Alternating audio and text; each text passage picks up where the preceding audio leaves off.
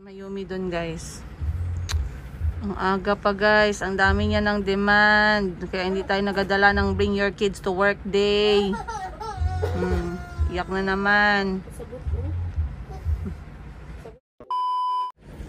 Yung kakadating ko pala ng trabaho pero parang pagod na ako guys.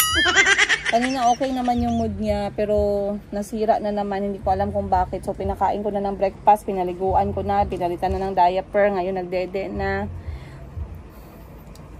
Salute sa lahat ng mga nanay na dinadala yung mga anak nila sa trabaho guys. Salute. Ang hirap. Parang tatrabaho ka ng full time tapos meron kang inaalaga ang anak. No words. Speechless. Lumabas pa ako, bumili pa ako ng ulam niya. Ngayon umiiyak, hindi ko alam bakit. Come na. Tulog na. Hindi naman lang inubos ng pagkain niya. Ubusin naman natin. Kasi tayo ang dakilang taga-ubos.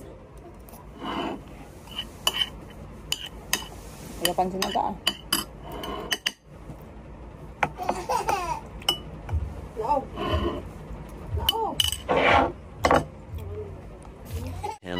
Later.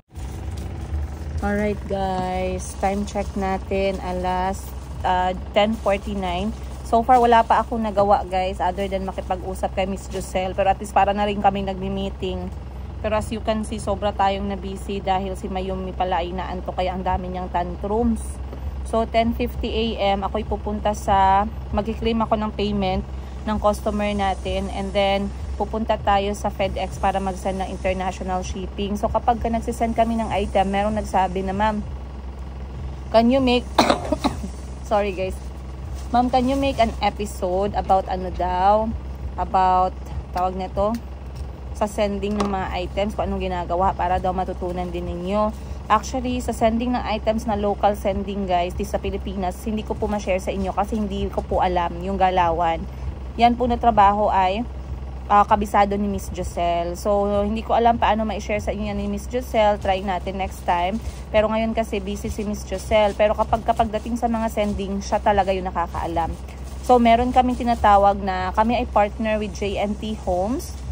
Ibig sabihin, we are accepting yung mga sending guys dito sa shop namin in behalf of JNT. Parang naging partner nila kami.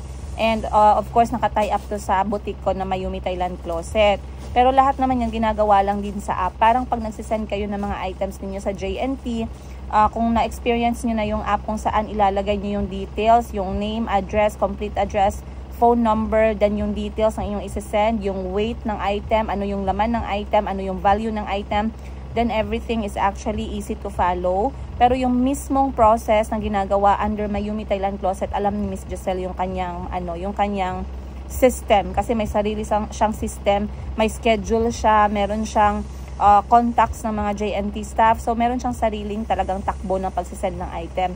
Sa international naman, ako yung may nakatoka. So pag may nag-order na international order guys, papunta sa kahit saan sa mundo, example, Canada, ayan, New York, New Zealand, Spain, mga ganun na mga items. Kasi meron talaga kaming customer na ganun. Maraming salamat sa inyo sa suporta ninyo guys. Ako naman ang nakatoka. So meron akong contact with FedEx. Check ko lang yung ating recording. Ayan. Meron akong contact number with FedEx at kilala na nila ako kasi nga lagi ako nagsisend sa kanila. And sometimes I do send yung value ng shipping fee namin. Umaabot almost 20,000 no kasi may mga orders tayo na magbibigat. So ngayon, ang ginagawa ko, pag may customer tayo na taga-abroad, first kong tinatanong is anong item yung order. Kapag nalaman ko na yung bigat, tatawag na ako niyan sa FedEx. Ibibigay ko sa kanila yung complete details ng customer, yung complete address, or yung at least yung area code lang man. So very important na ibigay sa'yo ng client yung area code nila para mahanap agad ng FedEx yung location ng pagdadalhan. Then sasabihan nila ako kung saan siya ilalagay, sa plastic packaging ba or sa box. And then from there, doon nila kinakalculate kung magkano sa system nila. Kasi ngayon guys, iba na yung international shipping by volume na siya ng lalagyan. So kapag nalaman ko na kung magkano, saka ko sinasabihan si client. Pag nagsabi si client, okay, goods ako dyan, paki-add na lang sa total ng invoice ko. Then everything is clear and okay na kay client. pag na-total na, nagbabayad na si client. So, normally, yung binabayaran, ginagamit natin na payments, most of the time, direct sa bank account ko. Pero meron silang option na GCash, pwedeng bank account, pwede kong pick upin, Remitly, Zoom, World Remit, ano pa ba? Cebuana, Mluwilier, kahit ano pwede. Kasi kilala naman ako dito ng mga money remittance malapit sa Mayumi Thailand Closet na ako ay may negosyo talaga. So, they don't ask me a lot of questions. Once the customer is paid, sinesend ko din immediately yung orders nila or the next day kapag ka international. And with FedEx, it takes like around 3 to 7 days bago ma-receive nila yung item. So, ganun yung galawan namin. So, ngayon, kukuha muna ako ng bayad kasi may nagbayad. Isasama ko kayo para malaman ninyo yung ating kalakaran, no? So, ilalagay ko muna si Mayumi sa bed, guys, para makatulog siya and then we'll continue with our work. Kasi medyo maaga akong uuwi. Guys, so, nandito ako sa shop ko. Maglalakad lang tayo ng mga 30 minutes. 30 seconds lang pala.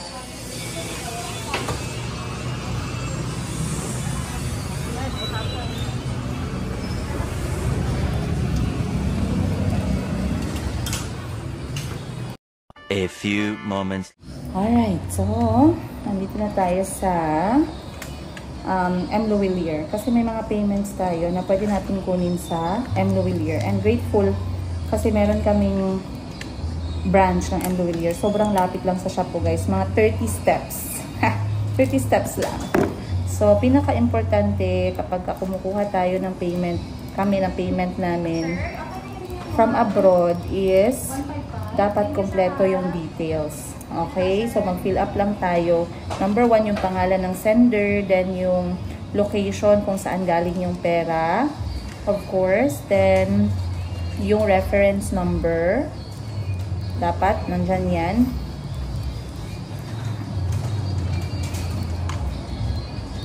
Then, ano yung purpose? Dito sa amin sa Jensen, medyo mahigpit, guys. Lalo na kung wala kang negosyo and then may nagpapadala sa'yo ng pera, talagang i-interviewin ka nila. Pero kung may business ka naman and you have the complete documents to show and prove that, okay lang, madali lang siya.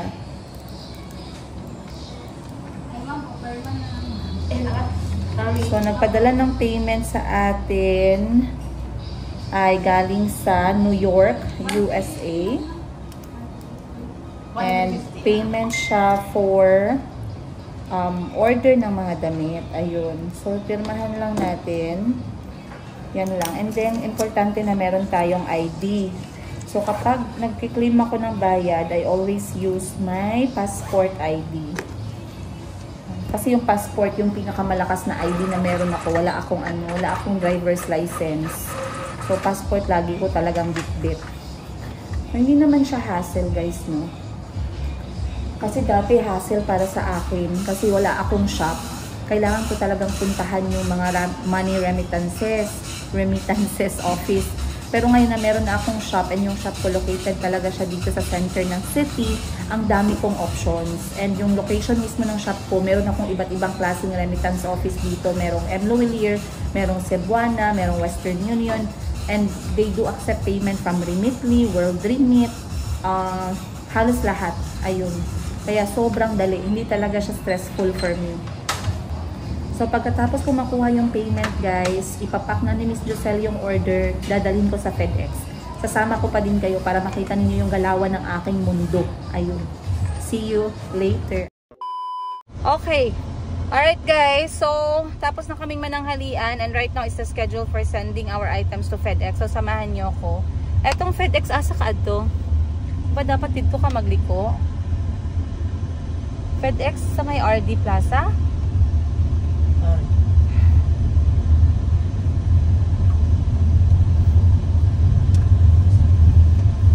Okay, anyway, punta tayo ng FedEx, guys. So, yun yung maganda kapag ka may pwesto ka kasi sa city. Kapag kaya mo namang kumuha ng pwesto para sa negosyo mo, maganda yun talagang nasa city center kasi marami siyang advantages. Hindi lang sa mga remittances, payment, pati yung mga sending mo mas madali kasi nga nasa syudad ka na. Minsan ang reason kasi bakit hindi nasa-send agad yung mga items na order ng mga customers is because malayo pa yung kukunan ng items, hindi nasa city center yung bahay mo, per schedule lang. So para sa akin, perfect talaga na meron kang maliit na pwesto. Kahit kaano pa yan kaliit. Yun nga lang, pag nasa city center, medyo tricky yung renta, no? Pero anyway, now that things are ready, I have 2 different packages to send abroad via FedEx. Once again guys, shout out bakit FedEx yung gamit ko is because ilang beses na akong napalya sa DHL. Hindi nila dinideliver ng maayos and lagi silang naghihingi ng customs tax. Ang FedEx ko walang problema, door to door ever since. So para maiwasan yung stress sa part ko at stress sa customer, basta ready lang naman yung customer magbayad, FedEx talaga yung gamit ko. So now let's go. Yeah, tara. So sa FedEx guys, cash to cash talaga yung bayad natin sa sending. And minsan talaga mas mahal pa yung sending fee kaysa dun sa in-order ng customer. Pero nakadepende din kasi yan sa customer, meron naman silang choices. May mga time naman na may mga customer ako and then they always ask me, ma'am, pakisend na lang sa abroad, ganito yung address ko.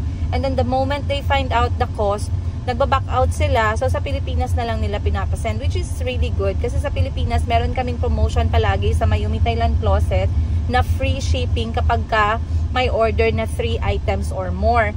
Ngayon, bakit nga ba namin pinapa-free shipping guys? Kasi yung free shipping namin na promotion, mas malakas yung hatak sa customer. Kasi nga, hindi na sila magta-top up. Other than that, ang advantage sa part namin is it can really affect the profit.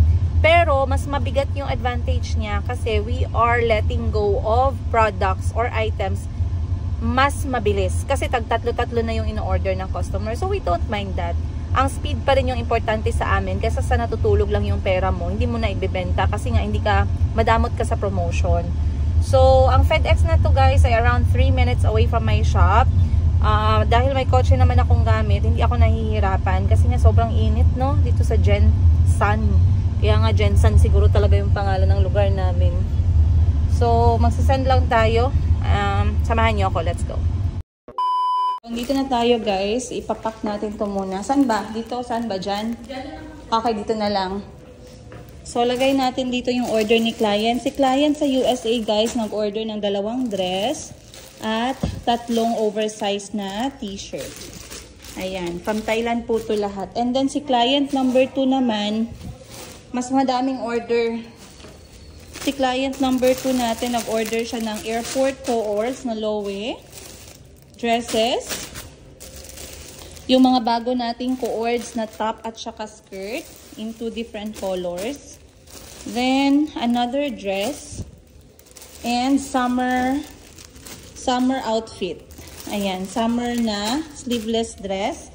Then, she also ordered black dress with pearl button at saka etong coords natin na pants in blue color. Ayan. So, lahat yan going to Canada. This one going to USA. Dito na ako sa mga magagandang dilag ng FedEx, guys, to go. Dito talaga ako nag-send, kaya hindi ako nahihirapan kasi kilala na nila ako dito. Hindi ako scammer.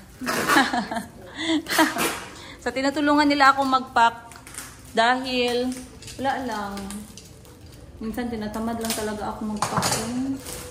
Anyway, after natin mag-send guys, magbabayad tayo, cash to cash tayo dito. Bawal ang utang. Siyempre with FedEx, our international shipping partner. And after ko dito, isi-send ko na lang yung tracking sa mga customers para updated sila na sinend ko agad yung item na yun. So that's my job when it comes to international shipping guys. Very easy, no stress. Again, may mga options naman kayo for international shipping, no? Merong DHL. Ano ang international shipping natin, ma'am? DHL, Post Office, Philippine Post. Then we have FedEx. But for me, sa lahat na yan, guys, basta willing ang customer magbayad, FedEx for me is the best. Kasi nga, diretso, door to door. Walang sabit. Walang 98% of the time, never akong hiningi ng, ng customs tax. Ayun. So, pagkatapos nito, alauna na, magpre-prepare na ako guys para umuwi na din. Kasi gagawin ko yung mga anak ko for their swimming lesson and to have fun with them sa swimming pool. Kaya 2,000 years later. Lengke muna tayo guys. Dahil wala nang si auntie. Wala na siyang pang-isda. Wala na si auntie isda pang sabaw. So, bili lang tayo ng isda. Iniwan ko muna si Mayumi sa kotse. Kasi naantok siya. Ako ibibili lang ng isda, pangsabaw, bangus. At saka, ano pa bang ibang isda? Mag-change na tayo ng recipe guys. Pagod na ko ulit-ulit na. Sige po. Hanap tayo ng bangus, tara. Excuse me.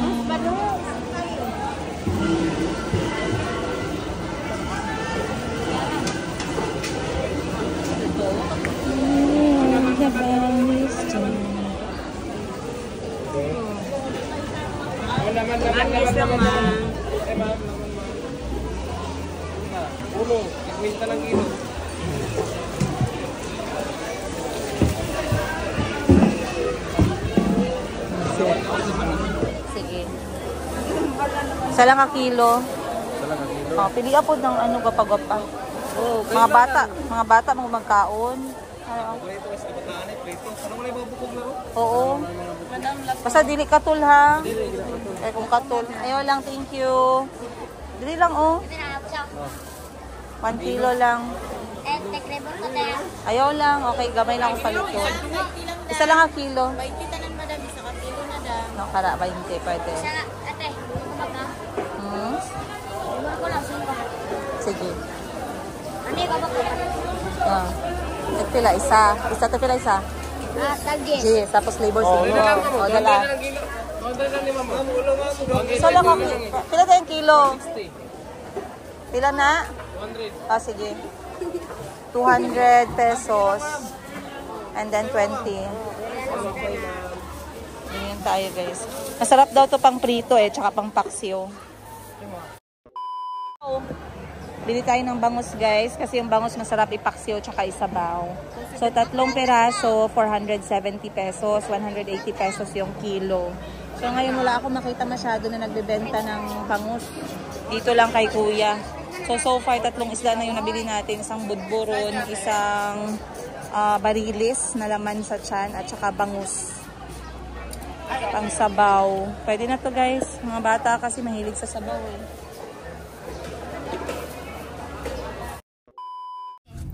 Is Cheche Bebe Filipino? Kahil's friend Clint is Filipino. Mommy, what is Cheche Bebe? No, it's just Chico and Auntie's calling each other. Auntie loves Chico very much. He says, Chico is my Cheche Bebe. Right? Chico? Chico? Michael Jacob. Your auntie's Cheche Bebe. Chico's too busy standing up looking at the video. Chico, sit down ka. Put on your seatbelt on. Do you know what I'm saying? Oh, you're shouting on my ears now. Chico, I can see your small bum bum. Time check, alas 2, alas 3 na ng hapon. And the kids are going for their swimming class, guys. Inaantok ako pero wala tayong karapatan matulog. Walang karapatan matulog. I promised them na magsiswimming time sila ngayon. And si Kuya Kahil din ay sasama para naman makapagpalamig sa init talaga ng Jen.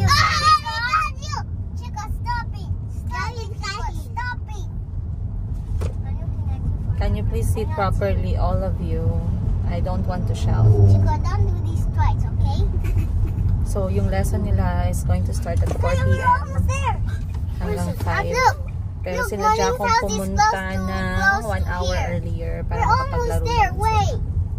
Can we please keep quiet, guys? We are noisy.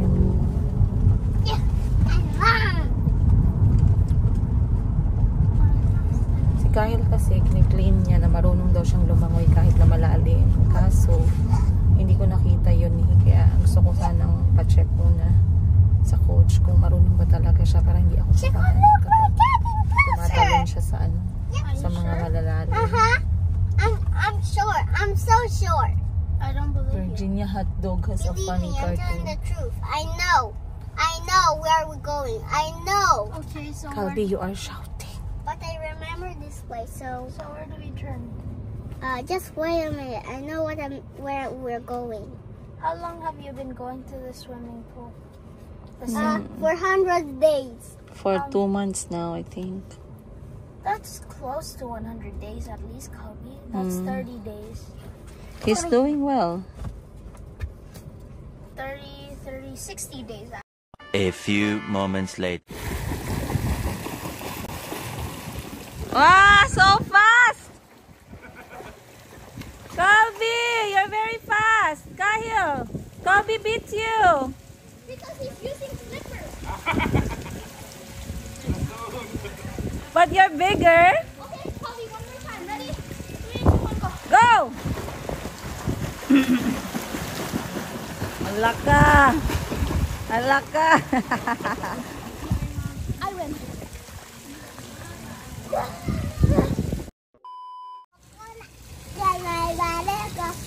Where's your butter coconut? Ay, mamaya pang snack time. Bago lang ganit tayo nagdating dito. Mag-snack ka na. I'm just gonna eat one. I'll eat all of them. You will not eat all of them. But you said that you not get. Because you just started swimming. Then you wanted snack immediately. Ha? Uy. Padarating lang namin guys. So nakipag-usap ako sa coach kasi enroll ko na si Chico sa swimming class. So mangyayari, magsi-swimming class na si Chico at saka si Moning, partner sila. Si Calby at saka si Jericho, which is nag 60 days na sila sa kaka-swimming guys. Ngayon si Calby nagda-dive na, nag-swim na, nagre-race na. Very good. Then si Kuya Kahil at si Ate Ashley for summer swimming lessons na din. For stroke and everything. So I feel very happy guys. Sobrang sarap sa pakiramdam, sobrang saya ng puso ko knowing na dito na pupunta yung pinagpapaguran ko na pera sa pang-araw-araw ko na paghahanap buhay. Ito yung skill na talagang gusto kong makuha ng mga anak ko kasi walang-wala talaga ako guys. Kapag nagapunta kami ng mga island hopping guys, no, mga swimming pool, magtingin na lang ako sa iba kasi free masyado sila magtalon kahit malalim. Mamaya na, free sila magtalon kahit na malalim, hindi sila nag-worry. Ang sarap sa feeling na nakakapaglangoy-langoy sila. That's not how you speak. Remember. Remember last time what happened? Remember what happened? So, masaya ako at nakikita ko yung mga anak ko na malaki yung pinagbago. Imagine from being scared sa tubig, having fear na tumamon sa pool. Ngayon si Calvi walang pakialam kahit gaano kalalim guys. Pero sa swimming pool pa lang kasi iba yung tubig sa dagat. Like I said, I don't want to stop this one until I see them very confident kahit sa open sea water. Siyempre, with proper supervision yung mga adult na marunong lumangoy and make sure talaga na mapukusan sila. Kasi para masarap sa pakiramdam ko na kahit if ever, hindi naman talaga tayo magtatagal sa mundo, hindi naman nila tayo laging kasama, alam ko na ma-enjoy ng mga anak ko yung buhay nila. Alam ko na ma-enjoy nila yung mga kasama nila.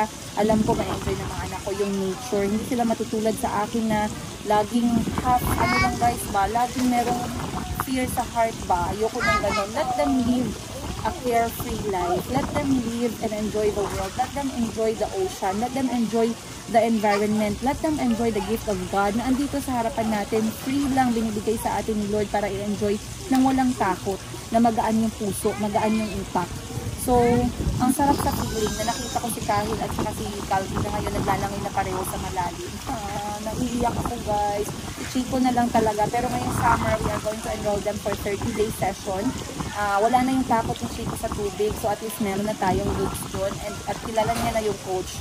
So, hindi na sila, hindi na sila aloof sa coach. So, masaya si Madam Ten Gibbs dahil sabay-sabay sila magti-train at magkakaedad lang din. Si Ashley at si Kahil, 12 years old.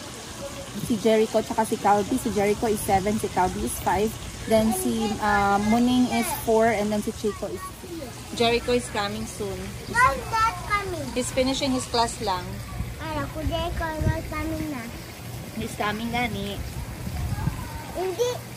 He's coming gani. No, hindi. Hindi lang pa class ko. A few moments later. Ko guys, in the house, marunong na mag-swimming. Less than 60 sessions pa lang kami, pero wala nang takot sa water. Right, Tia Jericho? Is swimming fun? Yes. Yes. Do you like swimming? Yes. Yes. Wow, very nice slipper. Calvi is already there waiting for you. Wow, new flippers. Wow, very good si Kuya Jericho. Very good din si Chico, kahit kain lang pinunta. Nak, sing daw. Yeah, I said for you, you just want snack all the time. Yes!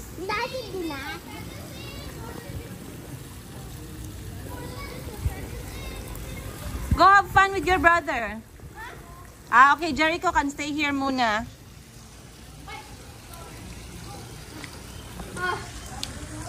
Oh, where's Kuya's cupboard?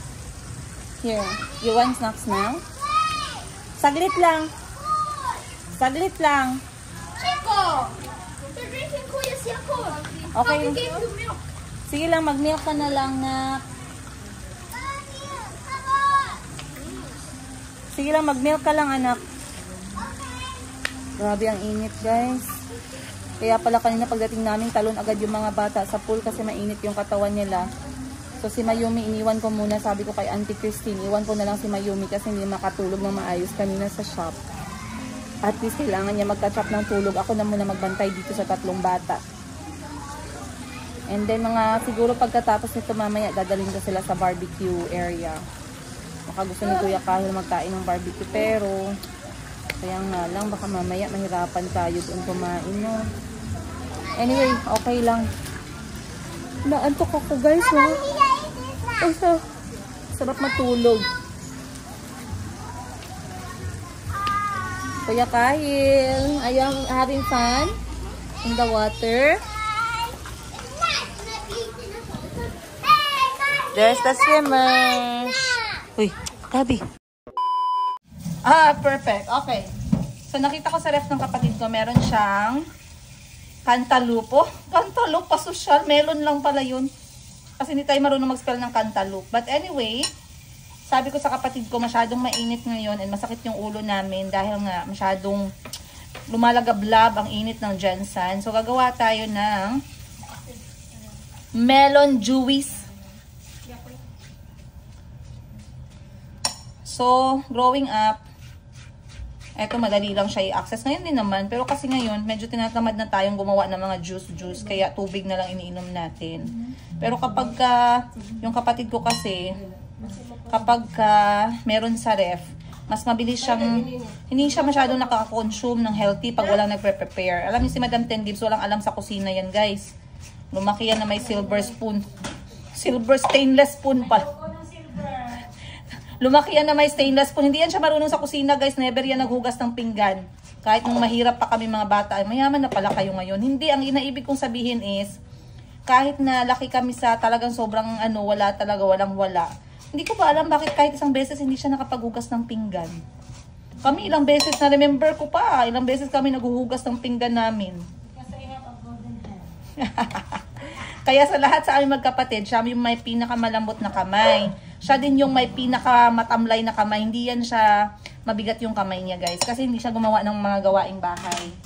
So kapag naglalaro ng golf, para yan siyang papel. Yung kamay niya walang energy. Kasi wala. Hindi siya gumagawa ng mga mabibigat na Alam niyo saan lang yan siya nabigatan? Sa pag-gym niya lang. The rest, wala siyang kahirap-hirap. Kasi sabi nila, wala daw favoritism. Pero totoo, merong favoritism sa amin. Si Madam Ten Gibbs, paborito yan ng nanay namin. Growing up. Then si Madam Sheena, kasi siya yung eldest. Ako kasi black sheep of the family. Black sheep kasi ikatatlo. Hindi man kami odd number, guys. Even number man kami. So, either ako or si Madam Ten Gibbs yung black sheep. So, gagawin natin siya ng juice kasi kailangan natin magpasip-sip. Dahil summer na, pag mayroon siyang binook ng mga gala, dapat kasama tayo. So, gawa natin siya ng juice para pasip-sip muna tayo sa kanya. Yan. O, yan guys. Nakaano na tayo. Isang bowl. Ga-recording ba? Silipin ko muna. Oy, nag-recording. Swerte. So, na lang. Isang peraso na lang. Isang pares. Kateki! Kateki, give me yellow. Ice pala. Initin mo lang itutunaw mo sa mainit na tubig yung gatas konti para hindi na siya mahirapan maghalo mamaya. Kuha ka isang cup na mainit na gatas, na mainit na tubig. And then, ihalo mo na yung gatas. Para madali lang siya matunaw.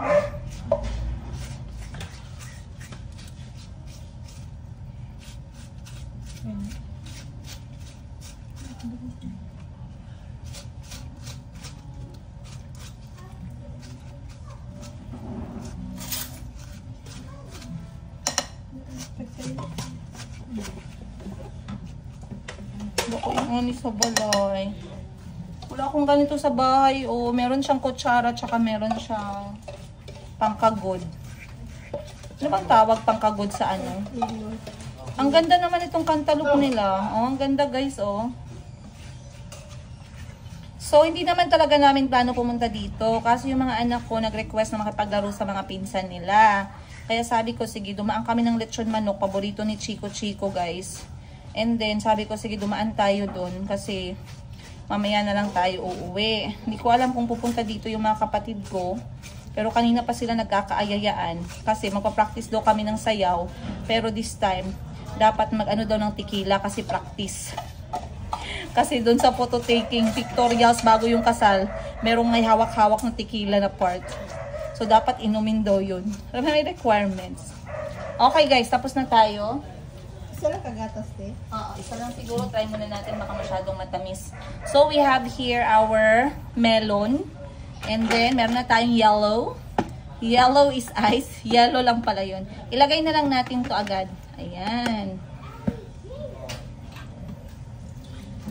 And then, lalagyan na natin ng gatas.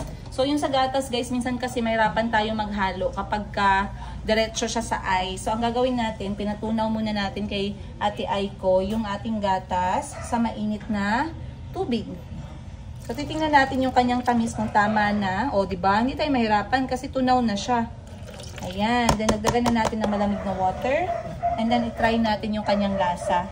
So, kung kulang yung tamis, guys, dagdagan nyo na lang ng gatas. Pag sobra, syempre, tama na kasi madiabetes na tayo. Okay. Water lang na malamig ng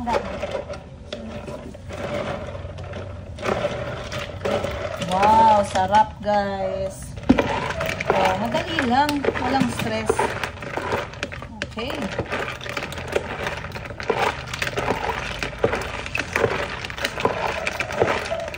Okay. Tara. Baso lang ga.